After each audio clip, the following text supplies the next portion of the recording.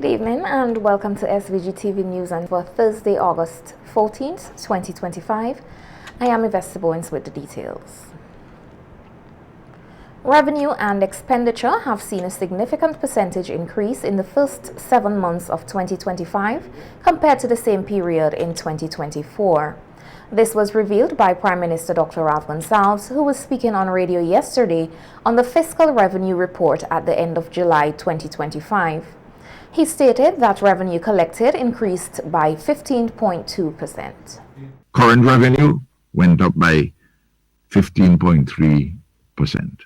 So the revenue is doing well and we're collecting some grants. Most of the revenue heads doing okay. One or two interrogating as to whether there are reportage issues, why, there's a decline in this area. But the revenue is performing pretty well. If your revenue is going up by 15%, that's not bad, Johnny P. But because of the demands of the situation, and especially burial, post-burial, and some residue from the soufre, the eruptions, we're spending a lot.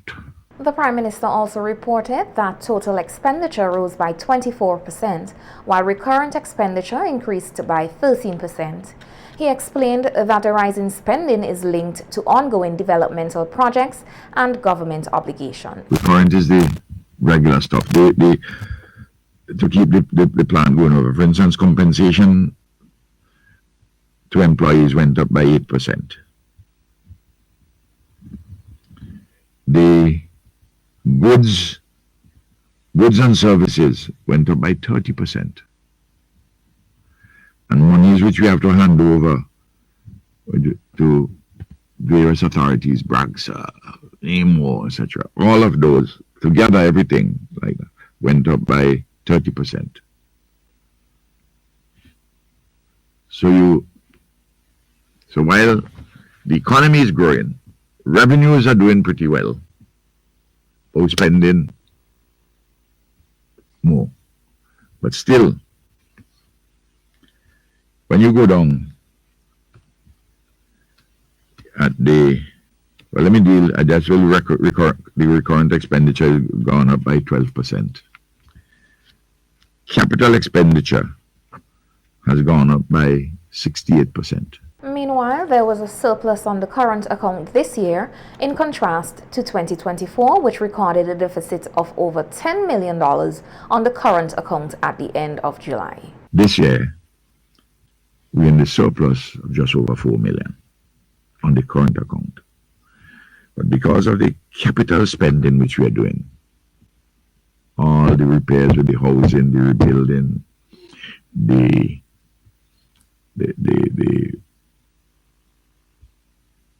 bridges, the ceiling fans, the schools, Johnny P.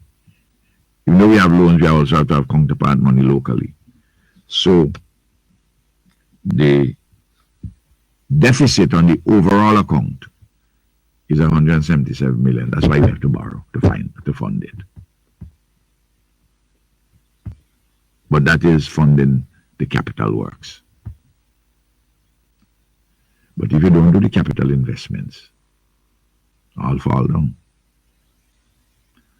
But you have to keep the borrowings manageable. As St. Vincent and the Grenadines Electricity Services Limited, VINLEC, prepares to roll out its smart meter project, the company's electrical engineer and project lead Rashad Smith appeared on radio yesterday to address public concerns and shared what customers should know as the transition begins. Smith acknowledged that change often comes with resistance, but clarified that the new smart meters are designed solely to record power consumption through 2 stages and nothing more. He emphasized that the goal is to modernize VINLEC's technology and provide more accurate and timely readings for customers. Essentially, the project is about enhancing customer service. We're essentially changing the way how we're collecting the power consumption data. So once we install a smart meter, instead of walking up to your meter to get the reading, we can capture the reading remotely. So essentially, we can walk in the street nearby, or we can use a drive-by device which can collect the data. And that data, of course, is what is sent back to the office. So there are two phases to the implementation of the project. What I was describing is phase one, which is called the AMR, automatic meter reading. And there's a second phase where the meter would send the data directly to the VINLEC office, which is called AMI, which is advanced metering infrastructure. That's really the crux of it. We're really just changing the way how we collect your data. It's about advancement in technology. The meters that were there were initially installed in a project that was done in 1986. So those electromechanical meters that you have on your houses would have been there for probably 30 plus. Next year will be 40 years since that project was implemented. So the technology has advanced since then, and there are way more features that we could offer the customers. And it's really a standardization exercise as well to make sure that all of the meters in the well are up to date and up to standard. Smith added that as VINLEC launches its public education campaign, some adjustments should be expected during the initial phase of the project. However, he stressed that customer cooperation will be essential to the project's success. It's a project, so we're going to find things out there that we didn't initially plan for, and we'll have to adjust. Like all projects have challenges. I think one of them is just communication. People are not susceptible to change. A lot of people are resistant to change. So we're very gentle in the way how we are rolling out this project. It's not trying to force anybody or force the customers to do anything. It's about education, it's about communication, and we are trying to transition it in 2 stages to get to where we want to go. So that's one of the things I would say that we're being very delicate about. The meters just measure power consumption, and that's it. What I would say is that it's a system-wide upgrade, and to complete the upgrade, all of the meters have to be changed. I would remind customers that the meter actually belongs to VINLEC. So to complete the upgrade, we need to change all the meters. VINLEC is set to begin phase 1 of its smart meter implementation next week. Vincentian historian Dr. Adrian Fraser says the struggle for freedom by enslaved people in St. Vincent and the Grenadines was a long and difficult journey, as they endured 4 additional years of hardship even after slavery was officially abolished. Reflecting on the endurance and resilience of the nation's ancestors during a lecture and the launch of the history of St. Vincent and the Grenadines, Dr. Fraser emphasized that there is much to be learned from their resistance. The injustices that were meted out to them, and this period that was supposed to be a period to prepare them for the new era starting in 1840 turned out not to be so. There were anti-slavery groups in England who were monitoring the situation and called for changes to the system. The planters in St. Vincent again refused. But one of the changes which you are bringing about was to give more power to the stipendiary magistrates. These planters who, during the period of slavery, had total control over the enslaved, even control over the bodies of the female enslaved, found themselves in a situation where there was somebody acting as an intermediary, even though they were their close friends. So when they spoke about amending it to give more power to the stipendiary magistrates, they felt that it was better to get these people freed rather than to continue on the system where the stipendiary magistrates were going to be given more power. So the system which should have ended in 1840 ended in 1838. Dr. Fraser stated that our ancestors did not simply wait to be freed. They resisted in brilliant ways until full emancipation came in 1838. By the apprentices against the system took different forms, including economic sabotage, such as work stoppages or withdrawal of labor, setting fires and turning out to work late. Other forms of resistance Other forms of resistance involve legal and verbal confrontation. Sometimes the management accused the apprentices of what they considered insolent behavior. Apprentices were engaged in some other forms of resistance which were not easily discerned by estate managers and overseers. For example, when stipendiary magistrate John Anderson pointed to the apprentices' frequent use of songs that were burlesque in point of composition, which they were delighted in doing. Dr. Fraser, who is among the historians researching and documenting the country's past, said there is a lot more to uncover. He revealed that additional insights will be presented in Volume 2 of the historical series. Volume 1, we are moving to Volume 2, where we are dealing, once these people were freed in 1838, then they began to try to fashion a life of their own. And this is what Volume 2 is therefore really going to be important, because in Volume 2, we're going to be showing how the now freed people, how they began to fashion a life of their own, began to establish villages. And we'll find that in about 10 or 15 years after emancipation, quite a number of villages throughout St. Vincent and the Grenadines were established, so that the development of the country owes a lot to these enslaved people. In 2020, Detective Sergeant Filbert Chambers of the Royal St. Vincent and the Grenadines Police Force was shot and killed in the line of duty at a house in Camden Park, where he, along with other officers, went to serve a warrant. 5 years later, his family has reportedly learned that the coroner's inquest into his death has been completed, but say they feel sidelined and disrespected by how the information was communicated. Larissa Pugsley-Kidd tells us more in this report. Kezroy Chambers, brother of the late Sergeant Chambers, says he is relieved the matter is finally reaching closure, which may bring some peace to the family. However, he expressed dissatisfaction with the lack of proper communication from the authorities throughout the process.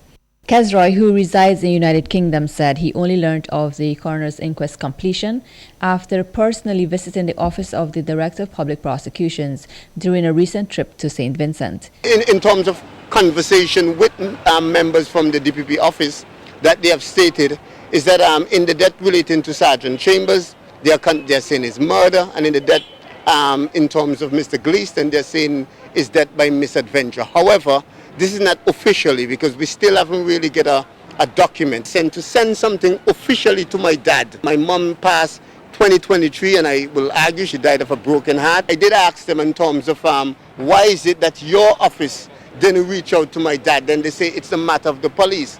And I think it's a bit sad. SVGTV News has been reaching out to the DPP's office over the past few days to confirm the completion of the coroner's inquest, but has not yet received a response. Kezroy added that his brother, who gave his life while serving the nation, deserves greater respect from the relevant authorities. This is one of your men who have died, died into battle. I served in the Royal St. Vincent Grenadines Police Force, and I served in the British Army. And I know what duty means. I know what comradeship means. And I know in the contribution that my brother and what you've left on the hearts and mind of police officer. I do believe the Minister of National Security in St. Vincent Grenadines, on my father, a visit. I would like to see. I would like to be a part of that process in which, in a sense, an examination of how matters pertaining to weapons are dealt with in St. Vincent the Grenadines. Meanwhile, a scholarship has been named in honor of the late Sergeant Filbert Chambers, who also served as a coordinator of the Police Youth Club. As a core, he grew up in the Police Youth Club, in the Barely Police Youth Club, and from there he became a coordinator. And his passion and drive for the young people and their well-being to ensure that they're safe and you guide them in the right path. Besides his policing aspect of it, that was his main passion, where he really had that passion for young people. Among all the police youth clubs in St. Vincent and the Grenadines, who scored the best, as a result they have awarded or afforded that same scholarship that the police officers' children will receive, a full scholarship. in that where they pay the school fees, they provide the books, and they pay all of the fees of whether they're writing their A-levels or O-levels, right up to college. This year's scholarship recipient is a student from Overland who sat the Caribbean Primary Exit Assessment CPEA and was also a member of the Police Youth Club. I am very excited at this moment, happy, I'm grateful. I want to be a teacher when I grow up. I want to teach children like how my teachers taught me, and I want to give them the education that I had. She did well from since kindergarten come straight up. Yeah, she was a valedictorian for the preschool and primary school. It helped me a lot because it's the first scholarship she got and the only one. The late Sergeant Filbert Chambers, age 30, died during a shootout in Camden Park while executing a warrant to search for a firearm at the home of Gleason Lewis.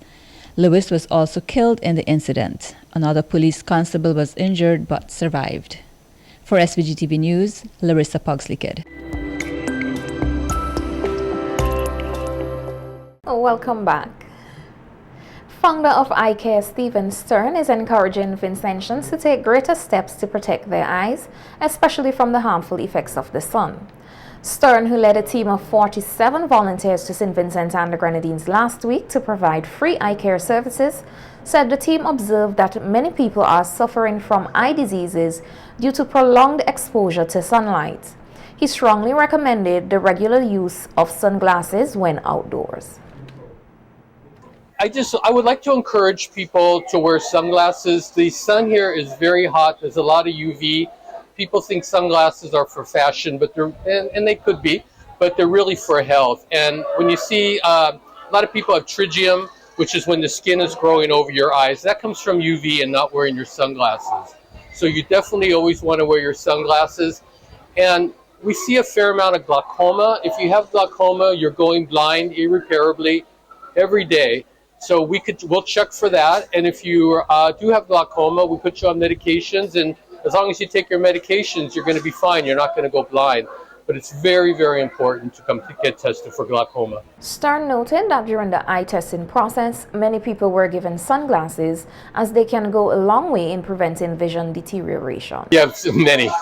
Yeah, it's really a thing. They call it surfer's eye because surfers are out in the water and they don't wear sunglasses. But we see a lot of trigium here, and it's so important to wear your sunshades. That will prevent that. Trigium? Yes. Oh, I don't have a count for that, but many. It's very common where you see kind of the skin kind of growing. Usually starts from the corners, and eventually it could cover your whole eye. You could get a surgery and have it removed. Sometimes it'll grow back, but the best thing is to wear sunshade. Hundreds of people accessed eye care services during the 5 days the team was in the country.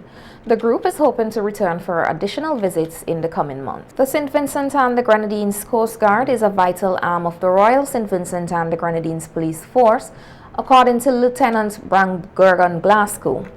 He made the statement during the Chop Chat program on WeFM this morning, discussing the topic, Serving Our Nation at Sea.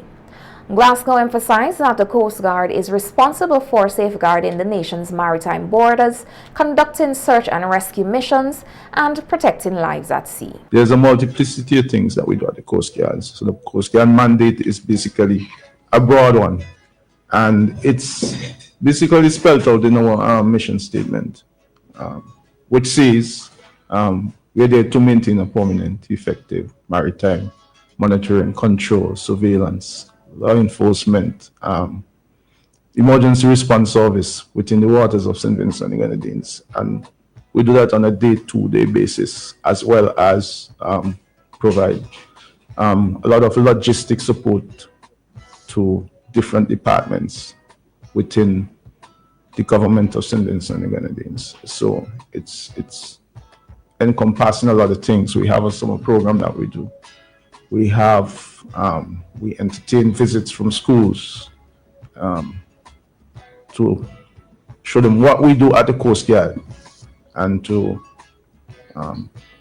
infiltrate the minds of the young person who's coming up, to give them an impetus to join the Coast Guard, because at an early age we would have fed into their minds that they can build a career from the Coast Guard service. Describing the unit as the niche of the police force, Glasgow noted that the Coast Guard's work goes beyond patrols and enforcement. I believe that the Coast Guard, if you're looking for a niche in the police force, I think the Coast Guard department is the niche department you would want to be. Niche in that it excels, I think, in everything. Okay. Like I said, we have a very broad base, and we do a lot of things, and we build character. Lieutenant Glasgow encouraged young people and anyone seeking a meaningful and challenging career to consider joining the Coast Guard. He highlighted the specialized training and dynamic work environment that come with the job. The age range, according to the law that I know, is between 19 and 30, right, if you want to join the police force. The St. Vincent and the Grenadines Community College is expected to host a series of sessions to inform prospective students about available program options and help them navigate the application process for the upcoming admission cycle. Tomorrow, Friday, August 15th, 2025, at 10 a.m., the SVGCC will host a live virtual information session via Facebook and Zoom. The college says this session will provide details on programs offered through the Division of Arts, Sciences and General Studies, DAGS, the Division of Technical and Vocational Education, the DTVE, the College Access Program, Pathways to Success, CAPS. Following this session, the college says it will offer academic advising sessions on Monday, 18th August and Tuesday, 19th August 2025 at the Villa campus from 9 a.m. to 3 p.m. Prospective students, parents, and guardians are encouraged to attend one of these sessions, which will provide personalized guidance on program selection. Applications for DAGS and DTVE will be accepted online via the college website from the 19th to the 25th of August 2025, while applications for CAPS will be accepted from the 1st to the 8th of September 2025. To be considered for a program, applicants must satisfy the minimum matriculation requirements. For a one-year certificate program, 4 CSEC passes, including English A. For CAPE and associate degrees, 5 CSEC passes, including English A. For the CAPS program, 3 CSEC passes or 2 CSEC passes and 2 CCSLC or 2 CSEC passes and a CVQ. In addition to the minimum entry requirements, some programs may have specific subject requirements.